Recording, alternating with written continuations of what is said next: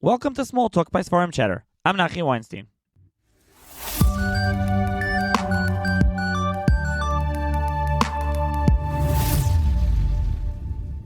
On this edition of Small Talk, I'm going to be joined once again by Rabbi Shimon Szimonowitz, who is the head of Machon Alizayas and the Rav in Pine River Village, Nusach Sfard in Lakewood, and we'll be discussing a new Sefer published through Machon Alizayas, Sefer Birchas Yisroel, Sheyuri Iyun V'Halacha Ala Torah Mayadei Yashana, so Ala Torah Mayadim, which is written and compiled by Rabbi Eliezer Lapchik. Rabbi Shimon and Machon Alizayas were the editors, and they published the volume. So thank you, Rabbi Shimon, for joining me once again. Thank you for having me. A small correction. The editing was actually done by Rabbi Swatitsky, who did a wonderful job. We took over the Sefer from that point. We did the layout, the graphics, and the printing. That's what we actually did. Okay. Rabbi is a friend of mine. He put out his own Sefer, it's Rachayim, Rishon, through Machon Yerushalayim, so we definitely should give him his credit for that. Okay. Rabbi Shimon, what can you tell the listeners about the Sefer Birchas Yisroel? So first of all, it's a wonderful Sefer. It's not a small Sefer. That's over almost 900 pages. And in a recent conversation you and I had, we discussed at length the merits and the demerits of printing a Sefer ala Torah. But I have to say, and I know people are going to get bored of hearing why this Sefer is different, this Sefer is unique, but this is a very unique Sefer in the sense that it is encyclopedic work on Brisker Torah al HaTorah. Now, Brisk has always remained popular, and it's always been popular, but he takes it to the next level in both in the breadth and in the scope of the Sefer, meaning his definition of Brisk is broader than your typical. Most people, especially who have a Brisker training, so they learn this yeshiva, that yeshiva, and this branch, that branch of the family.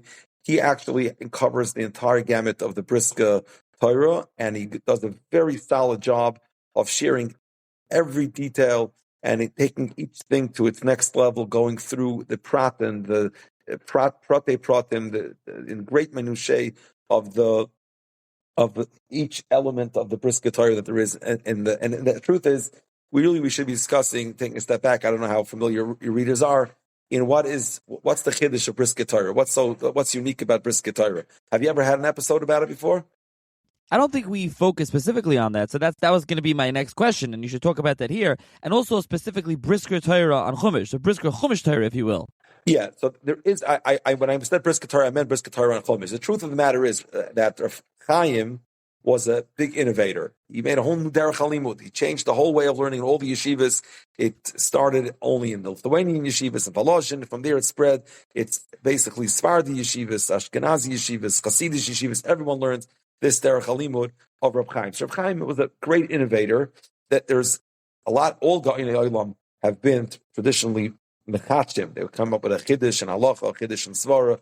Reb Chaim wasn't just a mechadish in a svara and mechadish in halacha. Reb Chaim was mechadish a new genre, a new way of learning, a whole new system of learning.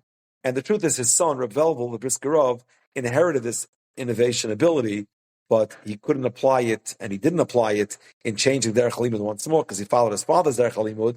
But you see his power of innovation when it comes to Chumash. The Briskerov is something entirely new, never done before, that to take Chumash and study it in this manner, in a manner of halachasizing the Chumash, and not just by making a pilpul of Paroi held like this Manda Amar and Moshe like that Manda Amar, but actually reading into the psukim something that in a halacha angle of it. What was interesting to me is, I don't know when you're going to be hearing this, but right now it's Parshas Yisroel. So before we got on the air, I figured I'll take a look a little bit on what he says in Parshas Yisroel. So I noticed right away that he has this stickle. Yisroel talks about Vayichad Yisroel al Kal Toivo. That Yisroel was very excited of all the good things that Hashem Yisroel. Vayom Yisroel Baruch Hashem Shehitzla Eschem Yad Mitzrayim. So the pasuk seems to say a nice story. Vayichad Yisroel, he was happy when Hashem did the Klal Yisroel, and he said Baruch Hashem. The Brisker turns this into a discussion of saying Birchas HaGoimel for something good that happens to somebody else. And the idea of the chiddush of this group is not just that he halachas on the chumash, but it's so smooth how it goes right in there. The Ramah says in halacha, which after you see the Ramah and you go back to the pasuk, it's almost like the pasuk is saying the Ramah. The Ramah says the person samech b'toivas chaveroi. Someone is happy with something good that happened to someone else, and he makes a bracha a Birchas Agoimel Shegemal Chakal. It's based on the Gemara in Brachas. So the din is the person who experienced the good fortune that happened to him is Yoitzi the Birchas Agoimel by the person who's making the bracha for him. And this is what the pasuk says. Vayichad Yisroel, like the Ramah says, he has to be sameach b'toivas chaveiroi, and vayomer baruch Hashem. So the Brisker makes us into discussion about saying Birchas Agoimel l'toivas chaveiroi. I heard this from Yisroel when I was in Brisk, and I heard this from Rameir Soloveitchik. We went to Shal Shudas for Rameir, who was the son of the Brisker, if anyone's not aware. And this Mechaber, Rabbi Lapchik, is a Talmud of Rabbi David Soloveitchik, and he brings it from David Soloveitchik. So you have everyone discussing the same discussion. But what's very interesting is, as I was thinking that's such a classic Brisker Torah, I noticed he has a very interesting footnote. If you whoever wants to look it up, in 7 Yud Beis in Yisroel Oisnon Gimel, he brings from the Ishim V'Shitois from Rabbi Zevin, and Rabbi Zevin, interestingly enough, it happens to be the first piece I looked at before we got on to have this discussion, and he says that he gives an example of the Pirushim of the Griz on the Psukim in Tanakh, and he says that the Brisker finds a halacha even in a narrative in Tanakh where there is no halacha there. And his example is this case, that the Brisker takes a story like Vayichad Yisroel and turns into a halachic discussion of saying Birchas Agoimel. So there you have it.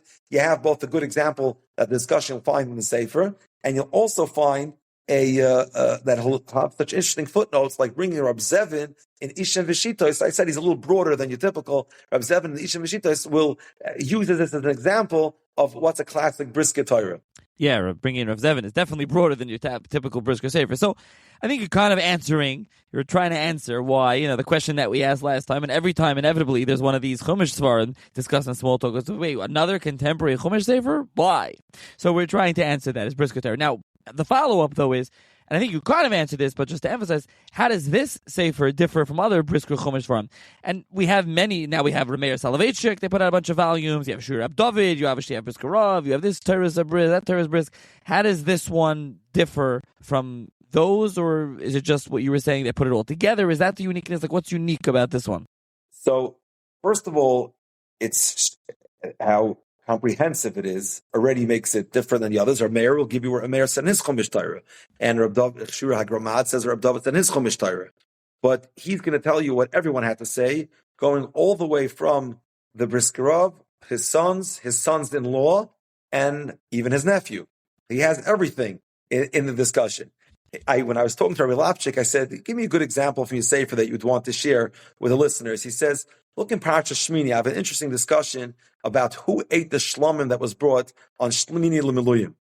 So I said, I know that, because when I was in Brisk, I remember they were saying over there, Reb David was clearing the Shaila, Reb David Salvation, the son of the Briskerov, was clearing the Shaila that there's a very unique carbon. There's no other carbon like that was brought on Shmini L'Miluyim. They brought a carbon shlomim, which is a kashim kalim. It's a carbon sibur. Now, who eats it? There's no other example like that in the Torah of a carbon that is kachim kalim, so everyone is eligible to eat it. Even a Yisroel could eat it, but it's a carbon sibur. There's no other echatimtza like that. There's no other situation like that. So Reb David was saying, so who ate this shlomim? Who ate the shlomim? So when I was in yeshiva, a good 20 years ago, that would be Tafshin Samach Hey, Tafshin Samach Dalid. That, I was there from Tafshin Samach Gimel to Tafshin Samach Ches, roughly. So in 2003, 2008, that's when I was there. Actually, 2002, 2007 is when I was there. So I remember they said that David asked the Shaila. Someone said over the Shaila from Yeshua. Yeshua, so what is it? Meforsha Rashi in Shir Hashirim, which is a brilliant on the spot answer. And the Rashi in Shir Hashirim says on the pasuk Shsu v'Shichru Doidim Elu Yisroel Oichlei Basar Zevach Hashlam Shekriv LeChanukas HaMizbeach. So this is what I knew. I knew Rab David declared the Shaila, and someone came to Rav Yeshua, said over the Shaila, and he brought a brilliant proof from a Rashi and Shir Hashirim that says Shesu v'Shichru Doidim Elu Yisroel Oichlei Basar Zevach Hashlam Shekriv LeChanukas HaMizbeach. So you see that the Yisraelim ate the basar of this unique shlamim. But if you look in his Sefer, it's amazing what he has over there. So it's interesting is things repeat themselves, history repeat themselves in Brisk. He was there in Tavshan Ayin Ches, which was way after I had already heard the story that Abdullah declared the Shaila, and Mishu answered the Shaila. It seems like someone already reinvented the wheel again. And Yid Rav Amram Shlazner, I have to know who he is, asked Rav David this Shaila, and Rav David was already very old, this is 2018, and he asked him, who ate Shlomim of Shemin L'Miluyim? So all Reb David answered was that it was Kachim Kalam. He didn't respond to the actual questions. So someone who was there, and he has these interesting discussions that come up when he was there. Someone who was there said, "What do you mean it's a Rashi and Shir Hashirim?" So Reb David asked for the Rashi, and the letters were too small for him at that old age to be able to read the Rashi, and he couldn't read the Rashi. But it seems like he was smiling and he was satisfied with the proof, but he didn't really respond. So he writes, this Rabbi Lapchik writes, that Shabbos afternoon, he davened Mincha by Rabbi Yankel Schiff. Rabbi Yankel Schiff is a Brisker son-in-law. And during the Suda, he was talking to Rabbi Yankel Schiff and the Rebbetzin Schiff, Ishbiwell, and they're talking different things and learning. And in the middle, he told him this question about that Rav David was cleric who ate the shlamim, and the proof that somebody brought that from Rashi. So the Rebbetzin Schiff ran to get a Chumash with Shir Hashirim and brought it to Rabbi Yankel, so he should look inside to see if it's a good proof. Rabbi Yankel looked inside, and he said, after looking at Rashi, he says, "Tell me, Rabbi David agreed to this proof?" So he says that Rabbi David was a little hard for him to read. He couldn't see it clearly. He smiled, but it's hard to know if he agreed or not. He said that's no proof because Rashi's talking about the shlomim that was put for Chanukas HaMizbeach. That's the shlomim of the Nasi. That's not the shlomim that the discussion was about. So he refuted this proof. And then he said, but it's on a Sefer. Rabbi Meshua brought this proof. So again, the conversation gets much deeper and much more. If you're really interested in the different branches and the Brits and Briskers, what they said, he'll have over here. Rabbi David said, Rabbi Meshua said, and even Rabbi Yankel Schiff have to say. And then he also has another element that other Briskers don't have. And this is, again, only people are very interested in Brisk and all the happenings that happens over there. But he says like a very cute story that by that Suda, when he ate Rabbi Yankel Schiff, so the Rebbetzin Rivka Schiff told him that the Sefer from Shiuri HaGramat, Jush Vagada, she says, I learn from it every single Shabbos. And he says, when I read this Sefer, I feel like I'm at my father's house. She's talking about her older brother's Sefer. So he says, after the study, he went back to Reb David, to Daven Ma'ariv, and he told the Talmidim that Rebbetzin Schiff said that she learns her brother's Sefer. They said, tell the Rosh Hashiva. He'll be happy to hear that his sister learns his Sefer. So he told it to the Rosh Hashiva, and he didn't really comment. He wasn't sure. He was too old. He didn't hear him. And after the shir, Reb David came over to him and told him, he says, tell me, my sister really learns my Sefer? Right? He says, yeah, she told me that she learns a Sefer. She says, no, and what does she say about my Sefer? What does she hold about my Sefer? So that's already getting really into the happenings in the Brisker family. That's also something we have over there. So it's mostly Torah, mostly Chidushim, and very interesting discussions. Starting from the Brisker Rav, mostly a lot of focus on Reb David, but anything that interacts with that, and he also what he does that's very unique that a lot of other Briskers Rav don't do. He goes back and looks at the classics and at the Kadmonim, and he finds many times the same kasha was already asked, and the same proof was already brought, and the same raya was brought. So that makes the discussion much more sophisticated. It's at a level of sophistication that a lot of other Brisker Sforim don't have. That he'll say that this Achron asked it, and this Rishon discusses it, and he brings a raya this way and that way. He doesn't let the conversation end with just what this Brisker said and what that Brisker said. That's something unique and special about the Sefer. But the truth of the matter is, there is something that people don't realize, that almost every single thing that the Brisker Rav said, or Chaim said, you'll find in another Sefer. So what does it mean they made a new derech? They made a new derech was that they consistently did this, right? Each vort and each kasha and each teretz you'll find somewhere, but the fact that they consistently thought this way and said it this way, that's what makes it the Brisker style. But he does do the homework very, very well with Rishonim and Achroinim, and crosses all his T's and dots all his I's regarding to every single discussion if it was brought anywhere else. That was amazingly done that way. And like I already mentioned, it's very fascinating footnotes, and nothing is beyond his scope of discussion. Anything.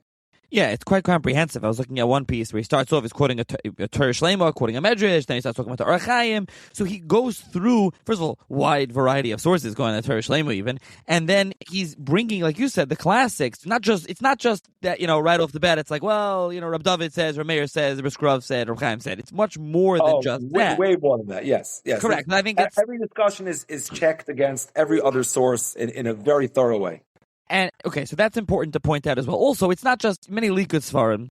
It's not just a Likud Sefer, right? Many Likud Sfarim just have, they quote verbatim what so-and-so said, what so-and-so said. It's not that. These are shtiklach that he put together with oisius and broken up by different parts and going through, again, it's maybe one piece, like on a topic and a few psukim, but it's not just like, verbatim quoting this or the other. That's not what this Sefer is, to be clear. Yeah, no, there's a little back on this Sefer. He said this as shiurim in his Shver's shul. His father-in-law, Rabbi Lokich, has a shul, Magen Avram in Detroit. And he gives a weekly share to Balabatim. So that's already very organized and broken down in a way that's very digestible for everybody to be able to enjoy it. So while the greatest Talmid Chacham, he actually shared with me, there's a big Talmid Chacham in Yerushalayim. His name is Rabbi Aryeh Leib Lopiansky. He's a Chashav Talmid Chacham, and he actually published also a Brisker style Svarim Rosei Bashiras Halavim, I believe it's called, and he shared with him. Rabbi Lapchik shared an email that Rabbi Lopiansky wrote to him. He told him that I enjoyed your Sefer very much, and he says, as a matter of fact, this Haggadah Shir Salavim was this new edition just went out, and he was a bit upset because he saw on page 820 of the Sefer Birchas Yisroel where he has a discussion about regarding saying Hallel on Leil Pesach, and that's also another example of both the different branches of the family interacting with each other, with all the sources. He has a very fascinating discussion over there of what Reb Chaim's opinion was regarding Hallel on Pesach night. And there seems to be two divergent traditions in the family. The Yerushalayim branch of the family is under the impression that Reb Chaim had one position, and the Boston branch of the family held another way, right? So, for example, in the Shiur Mozecha Abba Mori, so he brings down, that's Rabbi Yisroel Salvation brings down, Ritzoni lahadgish kadoni avis keni zatzal kava mismor maloch kedas amechaber achayim al pi Yerushalmi shemitzvah ligmar sahal b'tziba b'leil Rishon Pesach. This is the way, the tradition that Rabbi Yisroel brings down in the Shurim Mozecha Abba Mori. In the Haggadah Shal Pesach of Beis Levi, which is the Yerushalayim branch of the family, he says the Brisker did not say Hal on the Beis HaKnesses. He didn't do it. So he didn't go the way they did it so there seems to be a stira in what Reb Chaim held and what the tradition of the family was. So he said that Rabbi Yitzchak Lichtenstein, he's Rosh Yeshiva today in Tervadas, he's a grandson of Reb Chaim and the Grid of Boston. He said that Reb Chaim told his sons to lay in Hallel and Beis HaKnesses, like the sheet of the Mechaber. And that's the way the Rabbi Yisroel was noig all the time. So what's going on over here?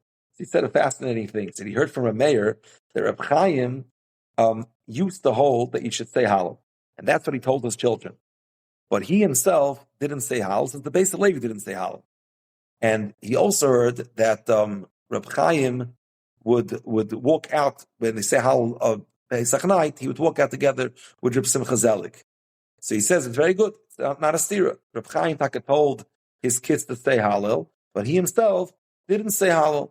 Right? And this the Brisker did not say Hallel, and his brother Reb Moshe did say Hallel. Reb Lichtenstein says it must be Reb Chaim had different opinions, different times in his life. Reb Chaim changed his mind, and Reb Moshe, who was 10 years older than the Brisker, so he remembered Reb Chaim said when he was older, and when Reb Chaim was younger, that is. Right? And then when Reb Chaim got older, he changed his mind. So the Briskerov's tradition reflects a later point in Reb Chaim's thought, whereas Reb Moshe's tradition reflects an earlier time in Reb Chaim's thought. This is what Rabbi Lichtenstein told this author.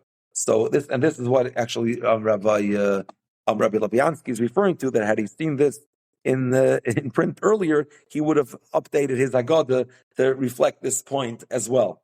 So you have a good example, and of again something, both these little anecdotes and also bringing really almost scientifically studying the development of the Brisker thought by saying that, this is Rav Moshe was older, this is Rav Chaim was older, Rav Chaim was younger, and that's why there's two different, not a stira. It's that it reflects different times, different periods of Rav Chaim's thought. Also, besides Al Torah, there's a number of stuff on Mayadim, as we mentioned, that you were quoting as well. So you have El, Rosh Hashanah, Yom Kippur, Sukkot, Chanukah. Then he has an Abba Parshias, Purim, Chodesh Nisan, Shabbos HaGadol, Chag HaPesach, Korban Pesach, Shavuos, Ros, Ben HaMetzarim, Tisha B'Av. So there's a number of stuff in Mayadim as well. It's not only Al Torah. Sometimes you see Al Torah Mayadim. I think they write it together. It's like a few pages. There's actually a decent amount on Mayadim in the Sefer. It's a Sefer length worth. Just you could have made a Sefer just on. He did it in one volume, but he could have made just a volume just on Mayadim. It definitely is a lot of things there just on Mayadim. Who would you say the Sefer is meant for? Everybody. Anybody who learns should be interested in the Sefer. There isn't anyone who wouldn't be interested in the Sefer. Like I mentioned, he goes from the Rishonim down to the Achronim, halachic discussions, pshat and pasuk discussions. I don't think there's any person who learns who shouldn't be interested in the Sefer. Anyone who learns at all, should have interest in the Sefer. Okay, very good, especially if you want Brisker Torah, but you want a broader Brisker Torah, essentially. You don't just want something very small and narrow-minded. It's much more than that. So I'll link. We mentioned Rabbi Soloveitchik from Boston. So I learned by Rabbi Yaakov Landau, who was a Talmud of Rabbi Soloveitchik, and he would say over from his Rebbe all the time, but without mentioning his name. That was, I think, the deal he made with Rabbi Margolis, that he could say the Rosh Hashiva of Torah Tamima, that he could say over from his Rebbe, even though it was a little bit controversial in the circles where he taught. But he would just say, "I heard from my Rebbe." He wouldn't say his name, and we all knew it was Rabbi Yisroel. And there was certain things that he said that I later discovered were things that he actually not just said over in the name of his Rebbe, but he actually, the way he looked at learning came from that way. And one of it was that I read about Rabbi Soloveitchik. He would talk about how when he says a shir and learns with his Talmidim, so he feels like the Rashba walks into the room, and then the Ran walks into the room, and they're having a lively discussion going on alive in the Beis Medrash that he's sitting in and teaching Torah. And Rabbi Landau would say the same thing. In walks the Ran, and in comes the Rashba. He felt like these people were live players having a lively discussion going on in front of him. There's some element of that in this Sefer, that it seems almost like you get to sit in a Beis Medrash where you have Rav David Soloveitchik fighting it out with Rabbi Yankel Schiff, fighting it out with Rabbi Elya Baruch Finkel, having an argument with Rabbi Yeshua, and having an argument with many other Talmidei Chachamim, while someone is fact-checking all of them against the Rishonim and the Achronim and the Sugis Hashas. So that is something very unique. I can't think of another Sefer that you could say that about that has it to that level. That's something very exciting over here. All right, so I'll link to it in the show notes. It should be available in Sefarim stores. Is Ali Zayas selling it on their website as well? Absolutely. Available from Ali Zayas. All Sefarim from Ali Zayas come. Shipping is free. It comes bundled in with the price. So you don't have to pay shipping, and it's quick shipping as well. So I'll link to Ali Zayas as well, and you can buy it in the Sefarim stores. And thank you, Rabbi Shimon, for joining me on Small Talk once again.